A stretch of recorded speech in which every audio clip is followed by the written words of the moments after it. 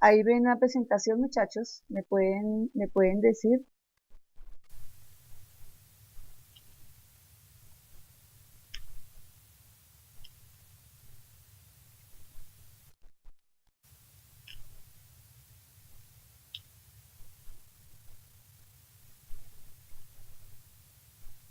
No, me imagino.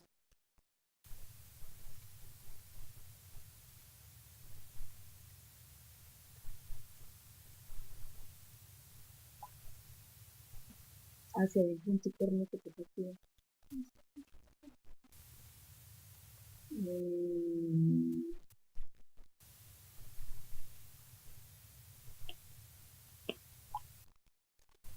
Estoy mirando. Estoy mirando a ver qué pasa. Porque yo tengo aquí la presentación.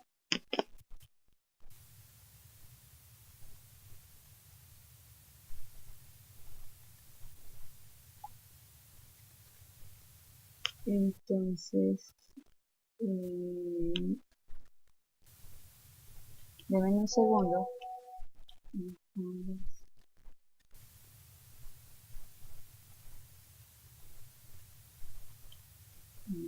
¿Dónde dice compartir pantalla?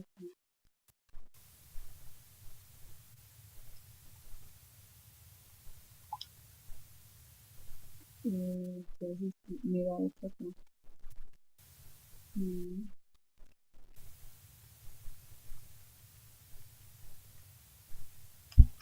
Ay, permítame un segundo, estoy tratando de mirar a ver dónde les comparto la pantalla. Esto definitivamente es algo duro para el campesino. Mm,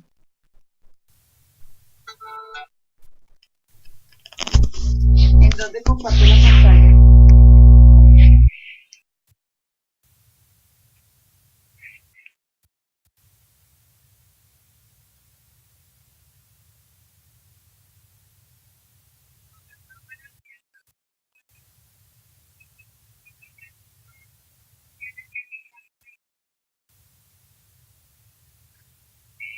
Veo la pantalla,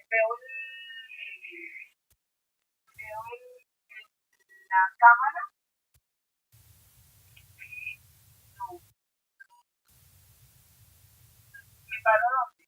¿Qué otra parte me puedo parar?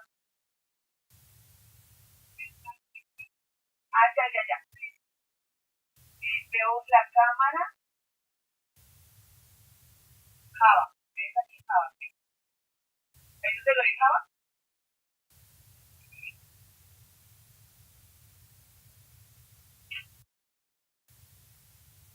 Pantalla completa, iniciar.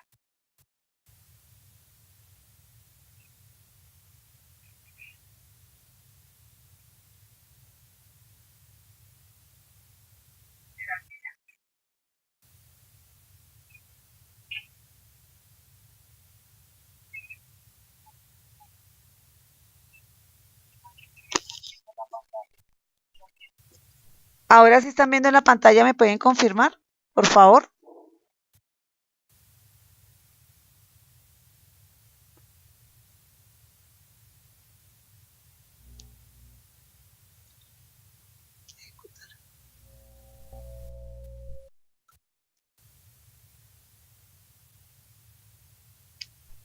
Ahora sí la ven, muchachos. Sí, ya, listo. Bueno, muchachos, qué pena, de verdad, estos temas técnicos, pero bueno, mm, esperemos que todo nos vaya bien. Entonces, vamos a arrancar nuestra clase segundo dentro del mismo módulo, el proceso de calificación de origen.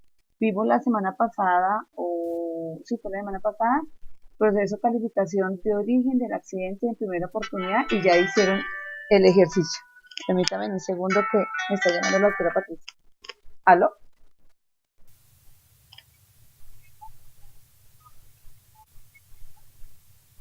Eh, Activé en OCAM y en Canvas, muchachos.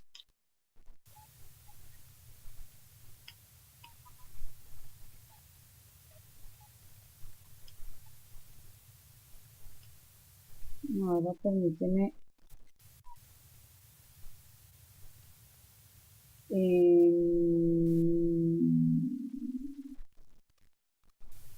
el punto rojo. ¿Dónde está el punto rojo?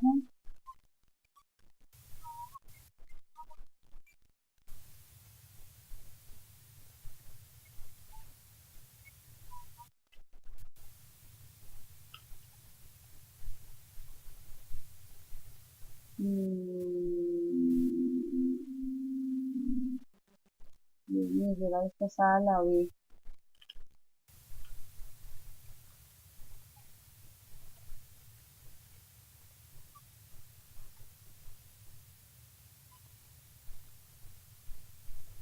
Para parar de compartir pantalla, no. Compartir su cámara.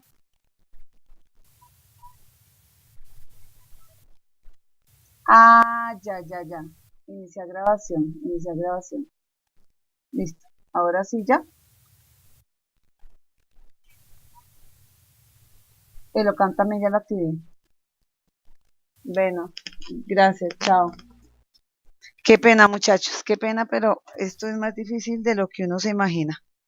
Bueno, entonces vamos a continuar entonces con nuestro tema de proceso de calificación de origen en primera oportunidad de enfermedad. Eh, dentro de dentro del proceso de calificación de origen de enfermedad y lo que ustedes ya de pronto pudieron leer, yo les había dicho que los requisitos están definidos en el artículo 30 del 352.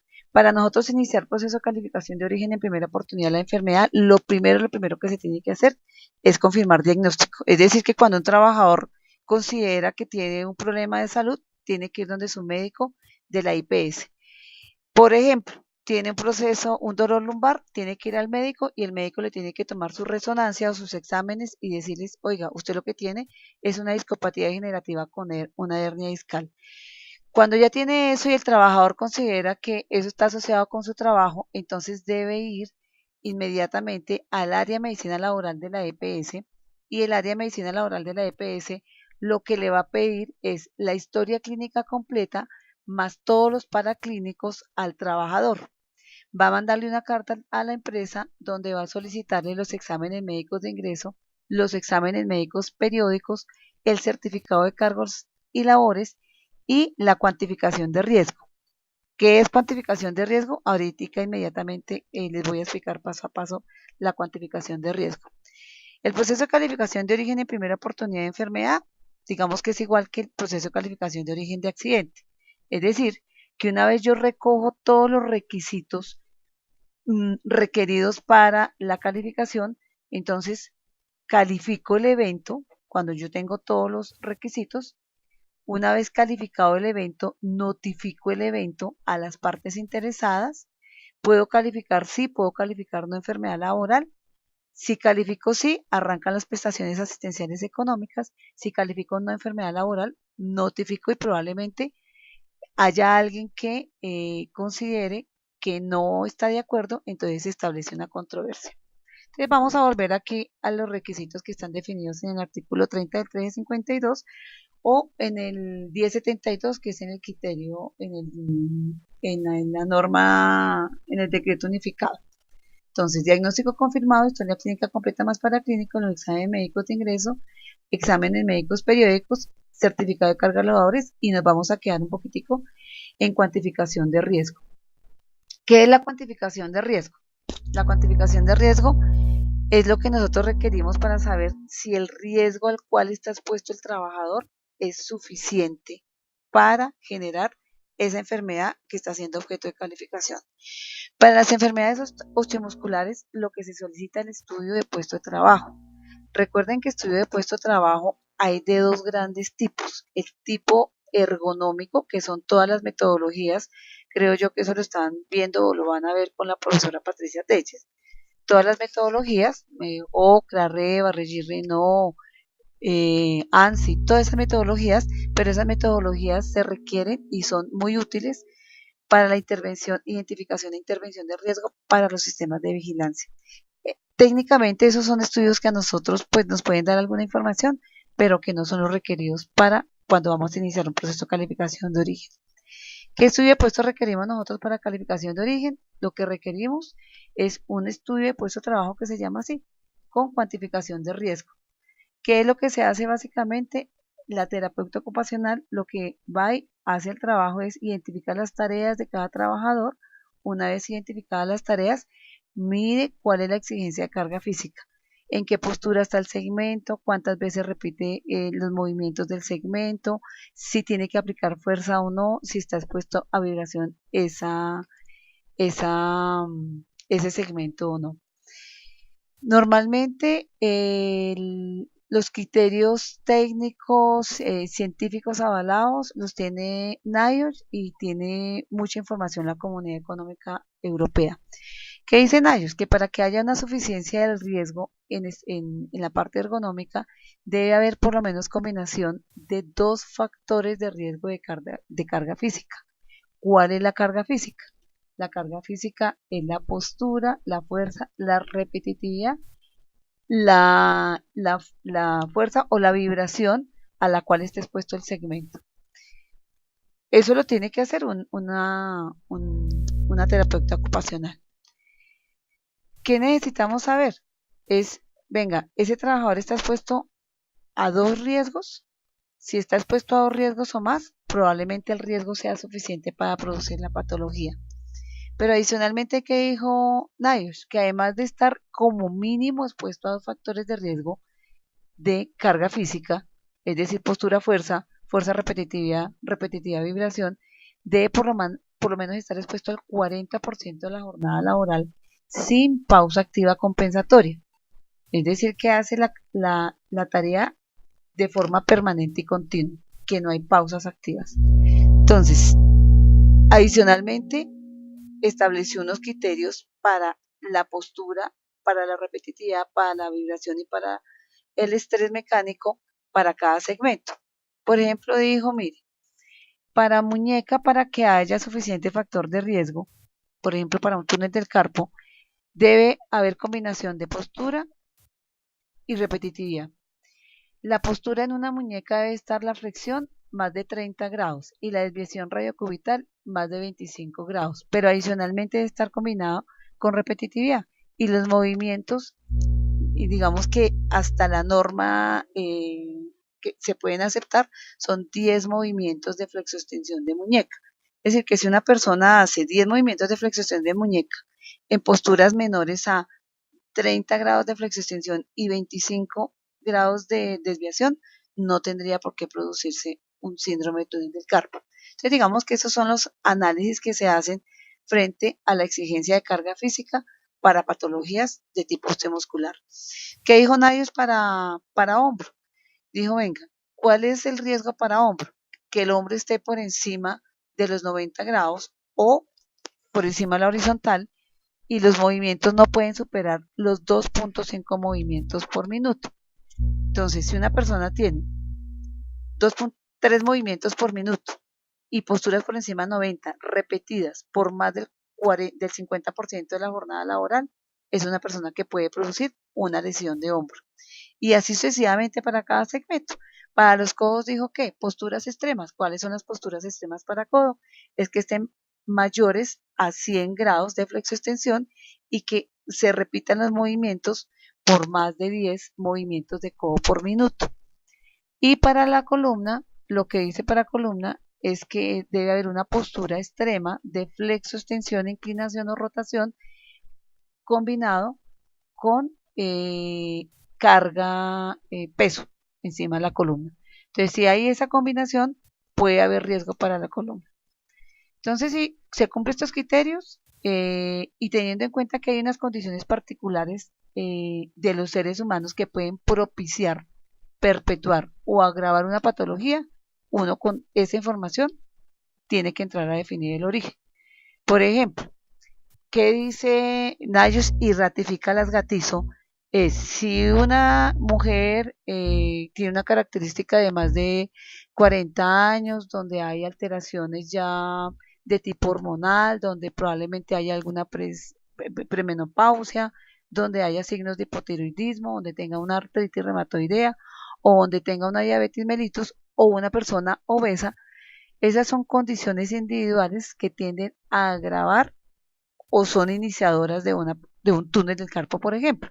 Entonces, si una persona, un trabajador, tiene esas características, pero además tiene algún riesgo de tipo ergonómico, uno lo que hace es ponderar qué le está pesando más a esa persona para producir la enfermedad. Entonces, ahorita vamos a mirar un caso rápidamente para que vean cómo se hace más o menos el análisis. Eso es en temas de patología osteomuscular. Para las hipoacusias neurosensoriales o las sorderas de origen laboral, lo que se tiene que aportar son las sonometrías en bandas de octava y las dosimetrías. Estos son estudios que deberían existir ya en las empresas cuando nosotros estamos identificando que hay ruido. Si una empresa tiene ruido, lo mínimo que tiene que tener para cuantificar el riesgo dentro de su matriz de peligros es la sonometría.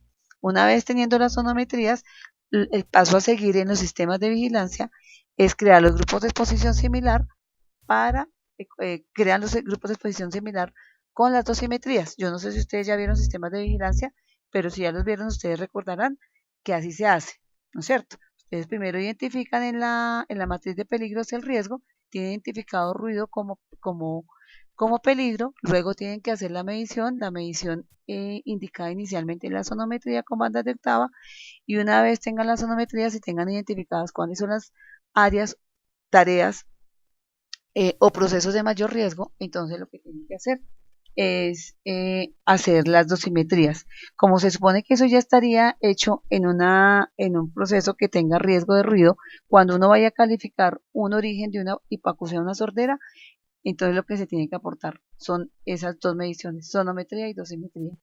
Para la neumoconiosis, recordar que las neumoconiosis, las principales, porque hay mucho más que estas, silicosis, asbestosis, antracosis, entonces también que requerimos mediciones ambientales en general, pero también necesitamos la dosimetría específica para el diagnóstico que sea confirmado. Es decir, que lo primero que se tuvo que haber hecho es saber qué tipo de neumoconiosis tenemos. Si es una silicosis, entonces necesitamos una dosimetría específica para silicosis. Lo mismo en cáncer, para cáncer o cáncer de pulmón o una asbestosis, mesotelioma por asbestosis, lo que necesitamos son mediciones ambientales y luego las dosimetrías. Para las asmas ocupacionales y tuberculosis lo que requerimos es una muy buena inspección de puesto de trabajo. Las asmas ocupacionales lo que buscamos es material que sea altamente inflamatorio y que sea capaz de producir esa alteración en el pulmón, frecuente, muy frecuente, digamos que los materiales que producen mucha asma es todo lo que se ha derivado de la madera, es decir que las carpinterías, los carpinteros son profesiones que muy frecuentemente pueden estar haciendo asma ocupacional o procesos donde haya, por ejemplo, hongo. El hongo puede producir en una persona patologías como neumonitis aguda y esa neumonitis aguda pueden llevar a asmas de origen ocupacional. Todo lo que son patologías asociadas con estrés, se debe utilizar el protocolo de riesgo psicosocial. Ese es un protocolo que se arrancó a trabajar en el 2004 por la Universidad Javeriana, que se terminó en el 2007. En ese protocolo se dijo que los diagnósticos que se podían estudiar como patologías asociadas al estrés era el trastorno de estrés postraumático, el trastorno adaptativo, el trastorno depresivo único episodio, el trastorno ansioso, las patologías gastrointestinales, es decir, gastritis, colon irritable, las patologías cardiovasculares. Las cardiovasculares estamos hablando de hipertensión arterial y de infartos agudos del miocardio. Todas estas patologías, si hay un trabajador que considera que esa patología puede estar asociado a su trabajo, se le debe aplicar el protocolo de riesgo psicosocial, que fue avalado en el Ministerio en el 2007. Hay un protocolo, se hizo una revisión del protocolo a la luz del nuevo decreto de la tabla de enfermedades de la 1477. Se actualizó con la Manuela Beltrán, es un protocolo de 2014, un protocolo que tiene algunas inconsistencias desde lo técnico, por eso hoy por hoy casi no utilizamos ese protocolo, estamos utilizando realmente el de la Javeriana. Este protocolo es un instrumento que es diferente a la batería. La batería, que es lo que ustedes más frecuentemente conocen y escuchan y están relacionados con la batería, es un instrumento que se utiliza para los sistemas de vigilancia, es decir, para la identificación y control de riesgos psicosociales en las empresas. Cuando nosotros aplicamos una batería, lo que estamos buscando es el riesgo, la existencia del riesgo. Cuando estamos aplicando el protocolo, que es un instrumento completamente diferente, lo que estamos buscando es si ese riesgo que está identificado en la empresa es suficiente para producir cualquiera de estas patologías. Las únicas profesiones que pueden aplicar protocolo son los psicólogos con especialización.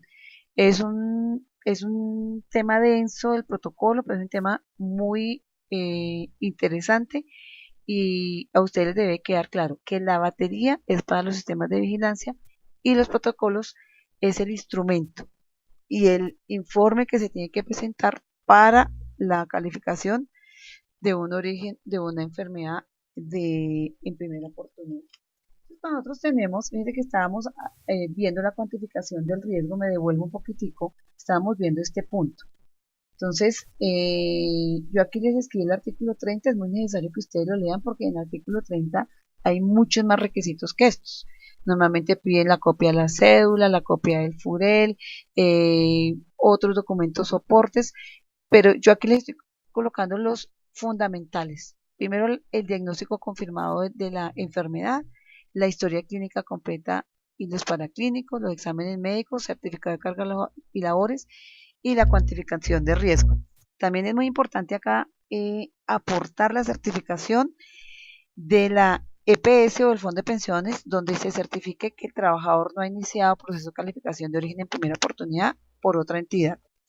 Aquí les vuelvo a recordar, si ustedes no lo han leído, el artículo 142 del decreto 019, donde dice que solamente las entidades de seguridad social, es decir, la EPS, el fondo, las ARLs, las compañías de seguros previsionales, Colpensiones y demás entidades de seguridad social son los únicos que pueden calificar el origen de la enfermedad, el origen del accidente y la pérdida de capacidad laboral en primera oportunidad. Nadie más puede hacer esto, no es ni la empresa, no es ni el trabajador, no es otra entidad, solamente estas entidades son las que pueden calificar en primera oportunidad. Pero también la norma dice que no puede haber doble calificación, es decir, que si la EPS inició proceso de calificación de enfermedad, la ERL no lo puede hacer. Si la ERL empezó, la EPS no lo puede hacer. Por eso es que normalmente dentro de los requisitos se le solicita al trabajador que allegue la certificación de que no ha iniciado proceso de calificación de primera oportunidad por otra entidad. Entonces, cuando yo ya tengo todos los requisitos necesarios, ya esto es lo que se llama los fundamentos de hecho, ¿no es cierto? Entonces, si ya tengo todos mis fundamentos de hecho, con lo cual yo pueda entrar a definir el origen de la enfermedad, entonces procedo con la calificación. Entonces, una vez yo hago el análisis completo, ¿sí?, de la historia clínica, del factor de riesgo, de todos los antecedentes personales del trabajador, entonces procedo con la calificación del origen en primera oportunidad. Quien califica en primera oportunidad tiene 30 días para este proceso. Entonces, ya con todos mis fundamentos de hecho y con mis fundamentos de derecho, que es la norma legal, entonces yo procedo con la calificación de si enfermedad o no enfermedad. Si califico sí o si califico no, debo de todas formas notificar a todas las partes interesadas. Recuerden que todas las partes interesadas es el trabajador, es la empresa, es la EPS, es la ARL y es el fondo de pensiones. Cuando yo califico, notifico, y en esa notificación debo decir, oiga, es sí por tal razón o es no por tal razón, y tiene 10 días para controvertir cualquiera de esas partes interesadas. En caso que alguna de esas partes interesadas controvierta la calificación en primera oportunidad, bien la haya hecho la EPS, bien la ARL o bien el fondo de pensiones, entonces esa entidad que calificó en primera oportunidad, una vez recibida la controversia, tiene que remitir el caso a la Junta Regional. ¿Cuánto tiempo tiene la entidad que calificó en primera oportunidad para remitir el caso a la Junta Regional? 5 días hábiles. Recuerden que quien dirime o quien resuelve la controversia es la primera instancia, la Junta Regional. Cuando uno remite el caso a la Junta Regional, se debe pagar un salario mínimo legal vigente. El salario mínimo legal vigente, ¿quién lo debe pagar? Lo paga, no lo paga quien calificó en primera oportunidad, sino se paga cómo quedó calificado en primera oportunidad. Me explico.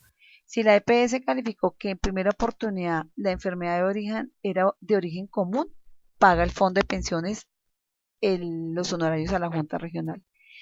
Si la EPS calificó en primera oportunidad que era de origen laboral, entonces paga la ARL el envío, los honorarios de envío a la Junta Regional. Una vez la Junta Regional define el origen del evento, en este caso de la enfermedad, entonces se toma más o menos, la Junta Regional más o menos se debe demorar unos 30 días.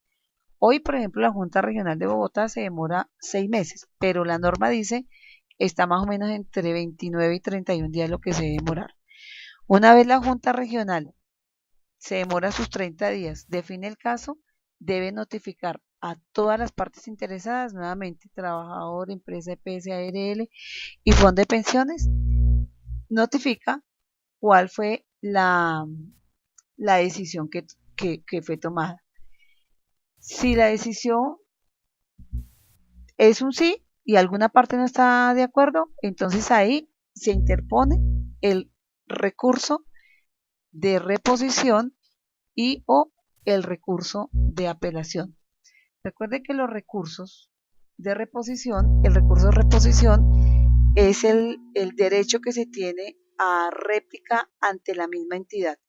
Es decir, que si fue la Junta Regional la que calificó el origen y yo no estoy de acuerdo, entonces yo le digo a la Junta Regional, venga, señores Junta, yo no estoy de acuerdo por esto, esto y esto, por favor revise y modifique su dictamen. Pero, uno de una vez le dice, pero si la Junta Regional mantiene su posición en la calificación, entonces solicito que de una vez se mande el dictamen a la segunda instancia, que sería la Junta Nacional. Y ahí es la apelación. Recuerden que la reposición es ante la misma instancia, la reclamación ante la misma instancia. Y la apelación es ante la instancia inmediatamente superior. Primera instancia, Junta Regional, segunda instancia, Junta Nacional. En la segunda instancia, el proceso se debe demorar 5 días hábiles. En la realidad se demora más o menos un mes, pero se debe demorar 5 días hábiles. Entonces, para que ustedes entiendan un poco más o menos el proceso de calificación de origen de enfermedad, vamos a mirar un casito ejemplo para que en este mismo orden de ideas ustedes puedan desarrollar su ejercicio que está también ya pegado en el ejercicio evaluativo en Canvas. Entonces, para este caso, vamos a calificar un diagnóstico de una discopatía lumbosacra con unas hernias discales y una hipoacusia, es decir, una sordera bilateral. La primera oportunidad la va a definir la ARL. ¿Por qué va a definir la ARL? Porque el trabajador así lo quiso. Si un trabajador o una empresa tiene toda la documentación completa, con esa documentación completa se puede ir a donde considere que le vaya mejor o vaya más rápido. Usted puede irse a la EPS, puede irse al fondo, puede irse a fondo ARL o EPS. En este caso, entonces, digamos que el trabajador quiso irse a que la ARL le calificara su primera oportunidad de estas discopatías. ¿Qué características tiene este trabajador? Es un trabajador hombre de 66 años, obeso, tiene un índice de masa corporal de 33, es sedentario, labora como conductor de vehículo volqueta doble troque desde el 2010. Tiene una antigüedad en el cargo de conductor de diferentes vehículos y empresas en vía pública de 44 años.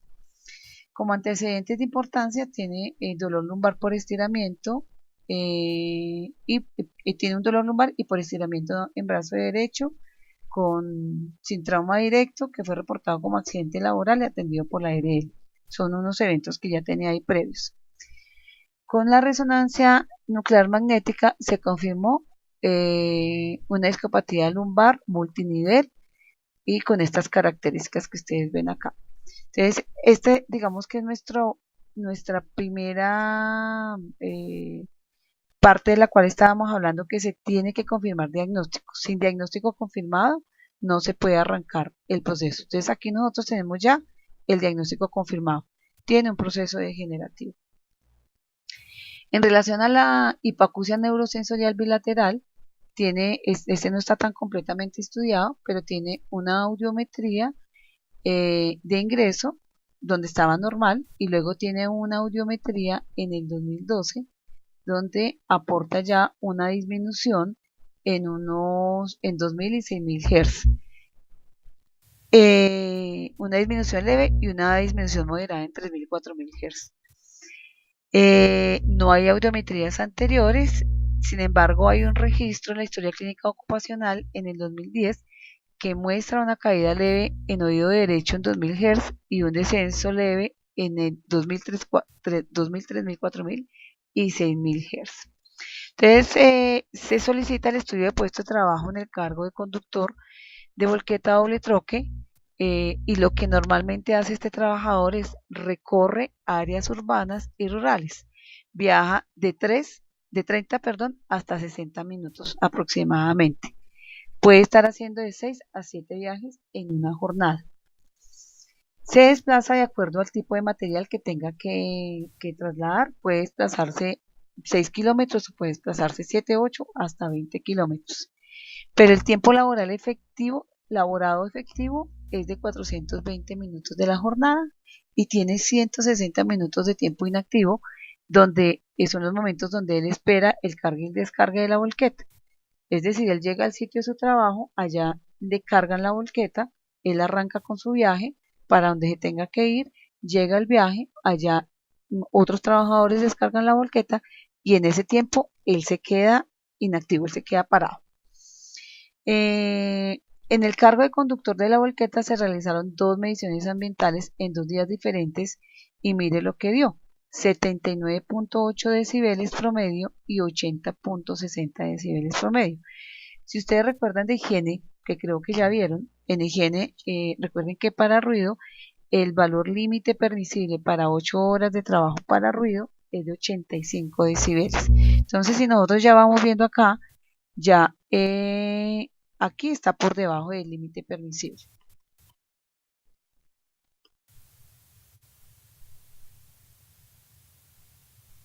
Entonces, ¿todos van entendiendo? ¿Vamos con AP aquí hasta aquí o hay alguna duda hasta aquí?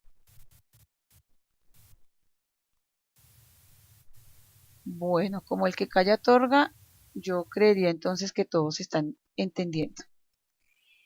Entonces, ¿qué análisis hacemos de esta información que ya tenemos de este caso?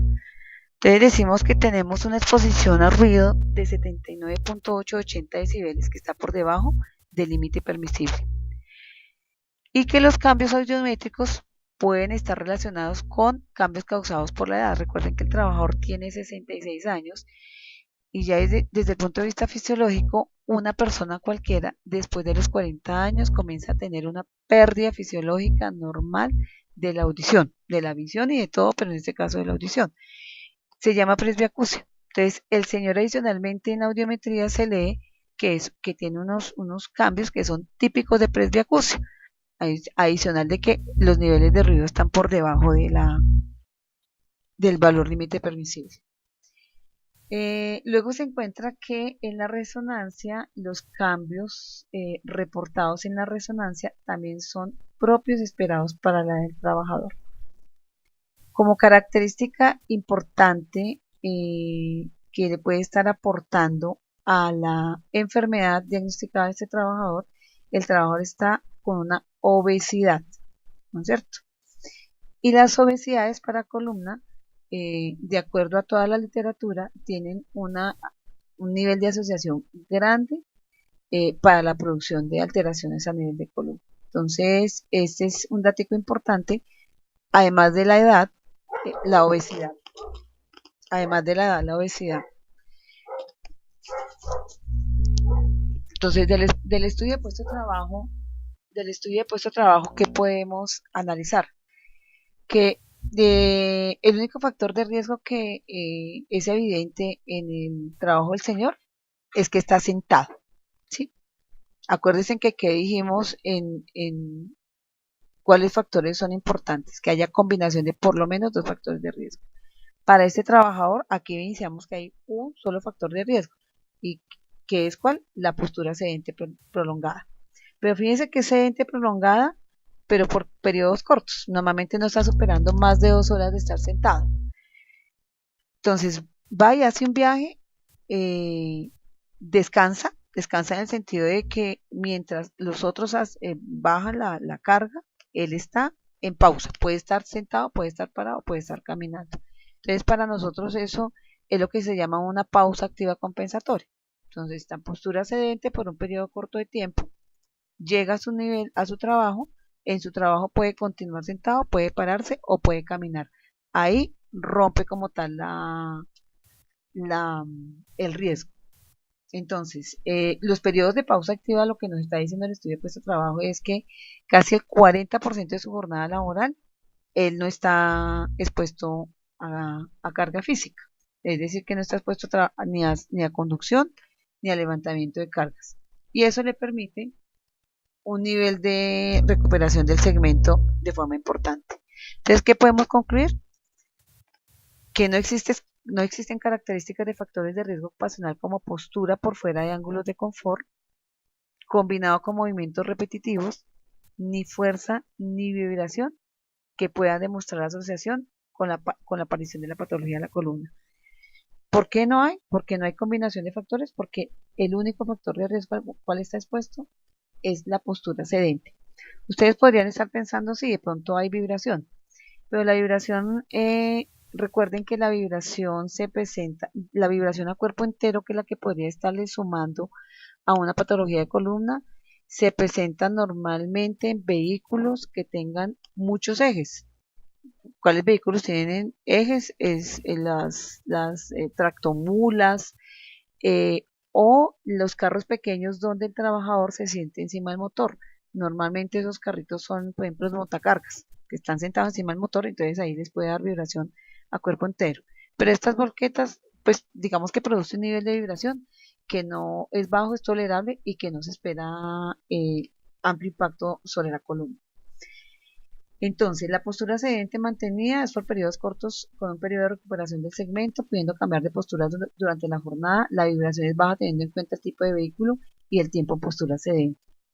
Los síntomas y el diagnóstico se confirman después de los 50 años de edad, es decir, que se están confirmando cuando ya para esa edad del paciente o de un trabajador o de una persona normal se pueden estar esperando ese tipo de cambios, serían lo normal y lo esperado, más un antecedente de una obesidad importante, que eso sí le da mucho factor de asociación para la aparición de enfermedad laboral. Entonces, por esa razón, uno consideraría que no hay un nivel de evidencia suficiente para poder asegurar que el riesgo en el trabajo pueda producir esta discopatía degenerativa.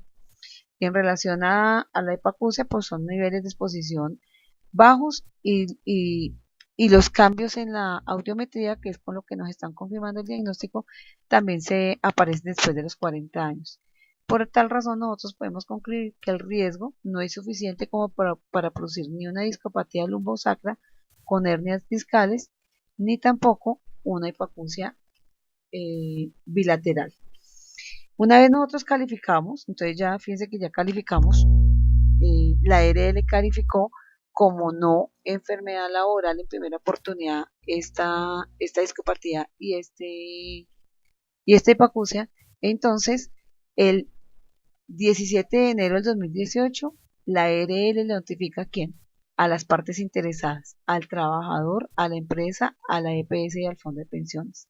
En la notificación les informó que cuáles fueron las razones por las cuales se les negó, que es lo que acabamos de decir, y que se tiene 10 días para controvertir.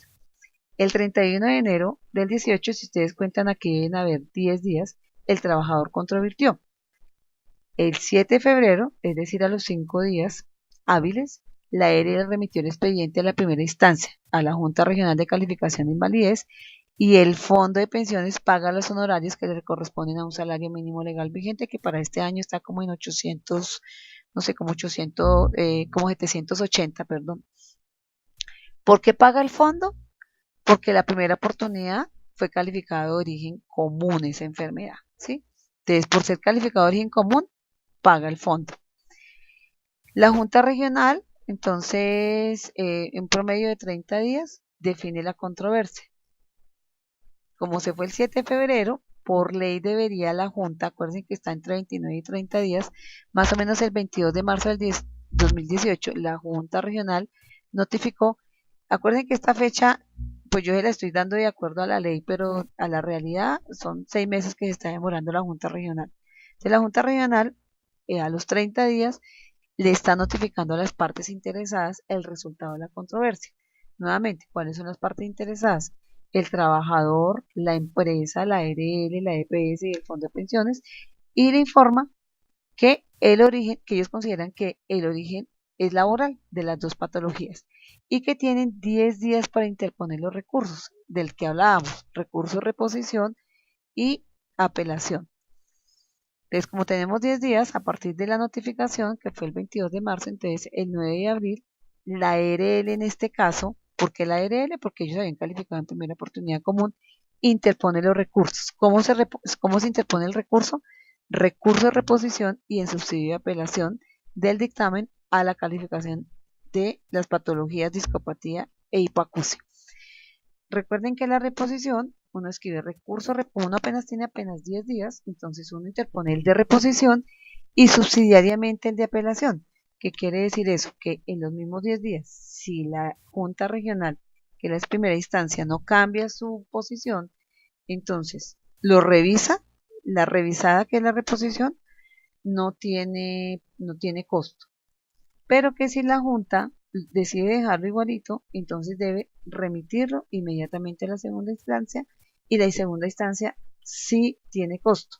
Pero recuerden que como que había sido calificada en primera oportunidad y dijimos que quien paga los honorarios de envío a Junta, los paga de cómo haya sido, dependiendo de cómo haya sido calificada en primera oportunidad. Fue calificada en primera oportunidad en este caso común, la primera instancia la paga el fondo de pensiones y la segunda instancia lo paga el fondo de pensiones, independientemente que aquí la Junta Regional haya cambiado el origen. Sigue pagando el fondo de pensiones hasta que quede en firme.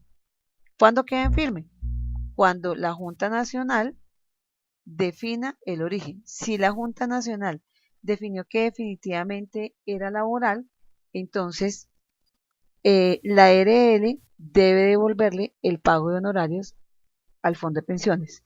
Pero si quedó común, entonces pues ahí no hay lugar a recobros ni nada, sino que como ya había pagado el fondo, pues no hay ningún problema.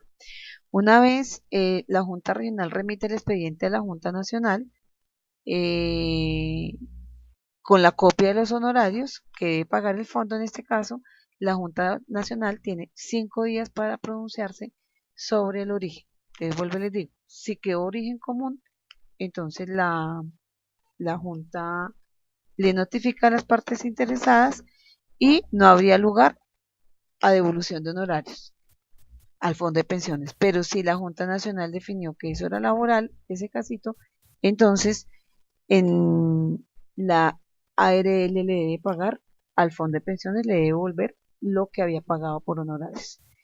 Entonces, esta sería el proceso de calificación de origen en primera oportunidad.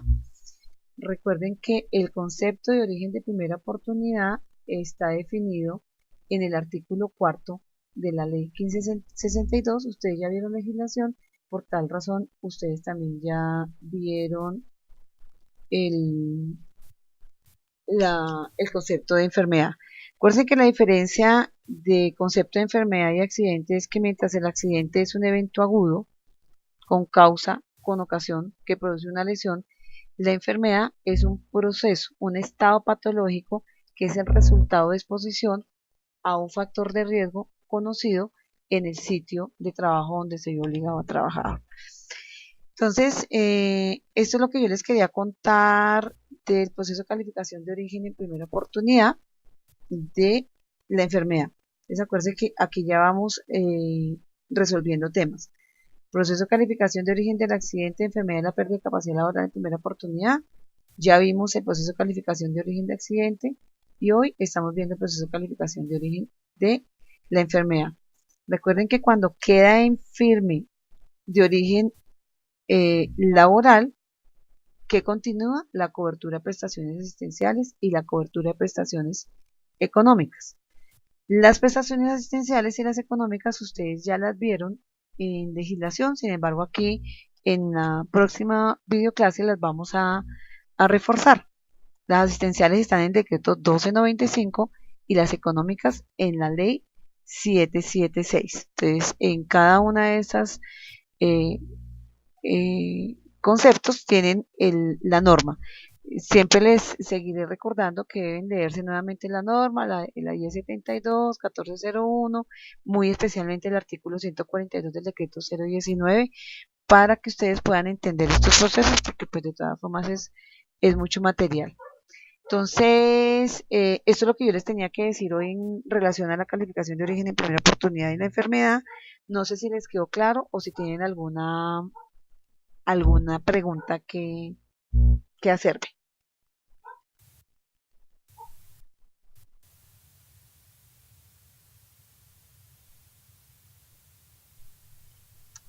Muchachos, ¿todos me están escuchando? Quedó claro. Listo.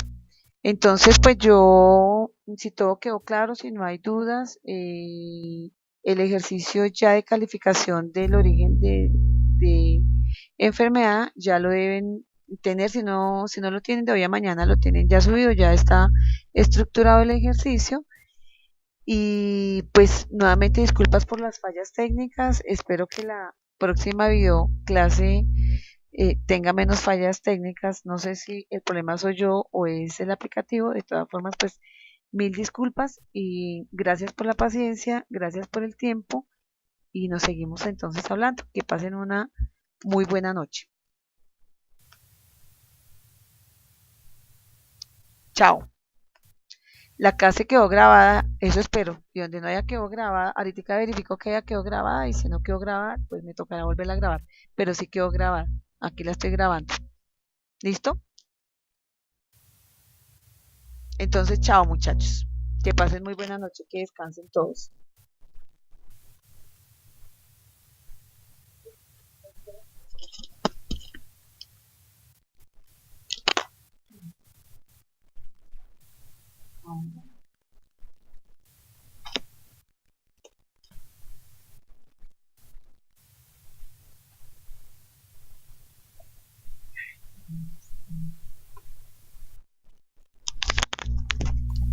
No sé si las interrupciones en el audio serán de mi parte o allá, la verdad no sé.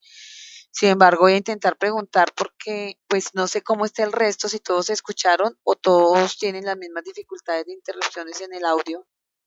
¿Alguien más tiene interrupciones en el audio, muchachos?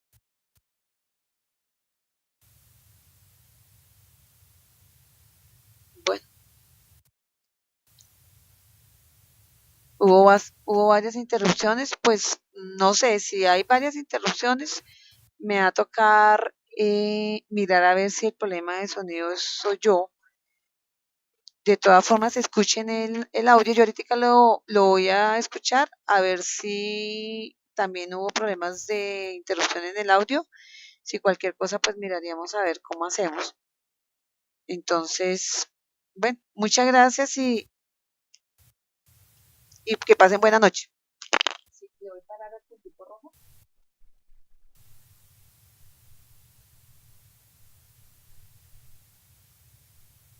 Ay, Dios mío, dicen que tuvieron varias interrupciones. ¿Será que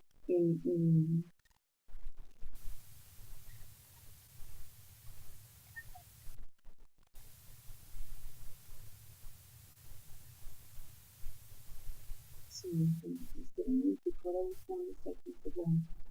Stop.